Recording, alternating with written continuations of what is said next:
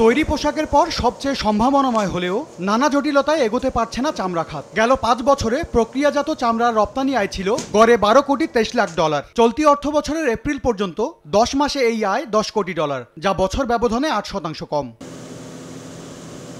ব্যবসায়ীরা বলছেন, চামড়া শিল্পের উন্নয়নে বড় বাধা সাভারের কেন্দ্রীয় বর্জ্য পরিশোধনাগার বা সিইটিপি। এটি পুরোপুরি চালু না হয় মিলছে না আন্তর্জাতিক সনদ, বাধ্য হয়ে কম দামে রপ্তানি করছেন চামড়া। আমরা এলডব্লিউ সার্টিফিকেট ছাড়া বিশুদ্ধভাবে টিকতে পারবো, বিজনেস করতে পারবো না।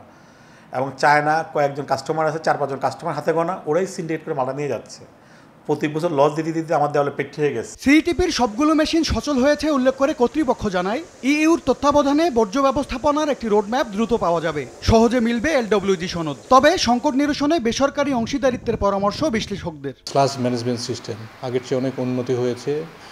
ডিওয়াটারিং মেশিন আগে একটা চালু ছিল গত বছর, এখন এটা আমরা 9টা সম্পূর্ণই আমরা চালু করেছি। পাশাপাশি অ্যাডিশনাল ড্রাইভেটটা আমাদের এই 30 মে এর মধ্যে কমপ্লিট হয়ে যাবে। আমরা এত বছর ধরে এই সার্ভিসটা ঠিক মতো দিতে পারিনি, এখনও কমপ্লেন রয়ে গেছে।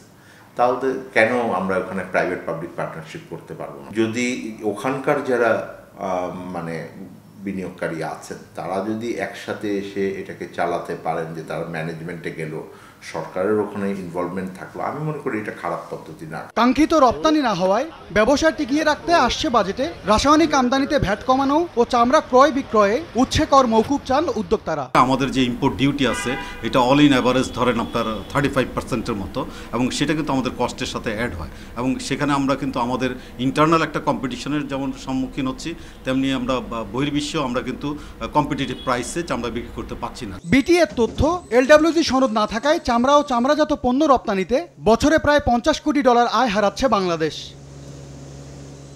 চামড়া শিল্পকে পরিবেশ বান্ধব করার দায়িত্ব সঠিকভাবে পালন করতে পারেনি সাভারের কেন্দ্রীয় বর্জ্য পরিশোধনাগার কেন্দ্র।